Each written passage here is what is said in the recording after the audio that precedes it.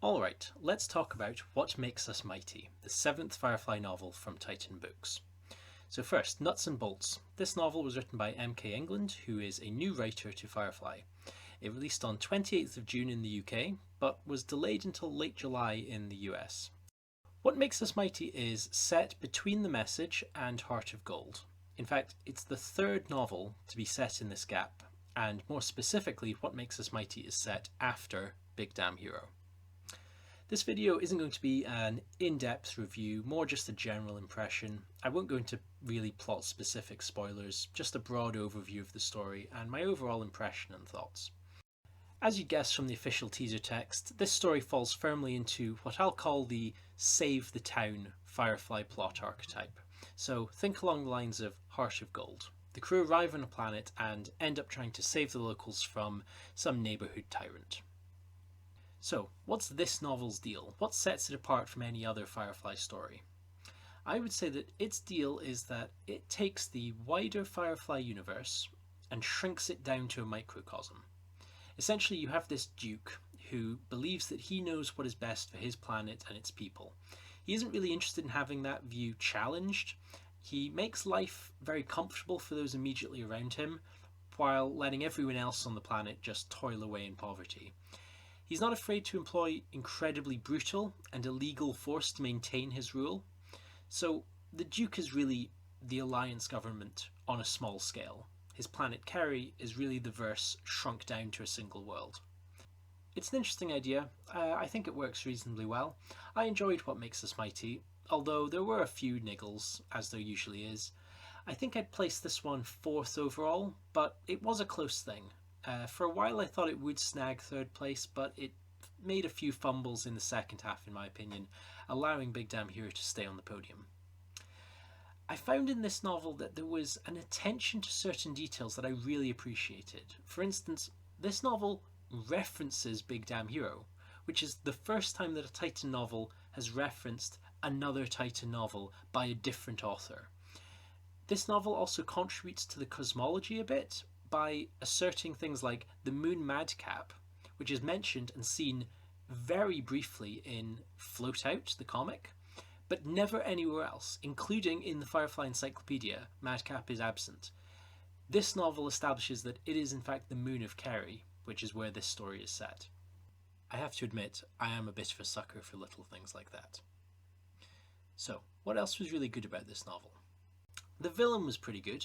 Easily the equal of any of the series villains, I think, without being a retread of any of them. I could appreciate that this was a guy who did earnestly want to do the best for his people, but just had this mistaken belief that he knew better than they did about how to make their lives better. He was a good villain of the week. I liked him. I could see him sitting alongside the likes of Burgess, Patience, Niska. Easily as good as any of them. The world building was also good. I found it very easy to imagine this place, this planet of Kerry. A nice aspect was that this novel took us back into a more refined, civilized setting for most of the story. So kind of like the setting of Shindig, that we've not really seen in the novels up till now. So that was a nice change of pace. So criticism, what do I think could have been done better? Now, it pains me to say that once again, I think the ball was dropped with River here. I don't know why it is that so few Titan novels get River right. I think that only Carnival and the Ghost Machine have managed to do something really good with her, while all the others have just screwed her up in one way or the other. In this novel she acts quite sane, and we see her shoot several people in full view of multiple crew members. This is an aspect to River which should really probably be kept secret from the crew, at least until Objects in Space. And better still, just don't include it until stories that you're setting after the movie. I had a few minor niggles about sci-fi technology, hints about alien life, the scale of the plot, and a few instances of shaky dialogue. But I think that my two final big complaints aren't so much a problem with this story specifically, but with the series as a whole. I mentioned that this is a save the town archetype. But the thing is, out of 7 novels, 3 of them are Save the Town. The Magnificent Nine, Carnival, and now What Makes Us Mighty are all built upon the basic archetype plot of the crew arriving on a planet and needing to save the people there from the local tyrant. To me, that's just starting to feel a bit samey, and while the archetype is a solid Firefly plot, I think we need more variety, particularly when you consider how close these stories are in the chronology. Consider that you have Carnival, What Makes Us Mighty, and Heart of Gold all bunched up down here in this part of the timeline. Now, conceivably, these stories take place within a little over a month, and the Magnificent Nine follows not long after. So it starts to feel a bit strange that Mal and co seem to be saving a town, village, or even country every other week. That's not really what the show was like. More often than not, they were just trying to hang on to their own hides. It was quite an exception that they were saving other people from problems that they didn't themselves introduce. And I'm not saying that these four stories are the same. They're not. They each have different things to say, different characters to explore, different villains, different themes.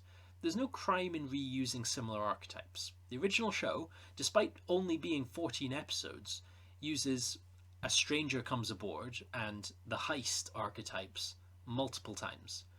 So what I'm saying is, when you're using this plot for 3 out of 7 novels, particularly when they're so bunched up, it's probably time to stop visiting this particular well for a bit. Another problem which I think this novel, coming right off the back of Carnival, has is that, like Carnival, this novel doesn't really contribute much to the larger story. It's a good, solid, standalone adventure, it's an enjoyable read, but it doesn't seem to offer anything to the bigger picture. The first 3 or 4 novels proved that you can make a worthwhile contribution to Firefly's canon without having to disrupt the existing stories, the existing canon. These novels can mean something, even if they can't change the future of the story. And like Carnival, What Makes Us Mighty doesn't feel like it has any ambition to do this. I'm probably going to put together a longer discussion about the Titan novels overall, so I'll probably return to these issues because, like I say, they're less issues with any individual novel rather than they are with the series direction as a whole. But look, overall, I liked What Makes Us Mighty. I don't think it reaches the brilliance of Carnival or the ambition of the Ghost Machine, but for the most part it treats Firefly respectfully, introduces some good ideas, and executes them fairly well. It's a good read, and I wouldn't be opposed to seeing MK England return to the verse in the future. Thanks for listening.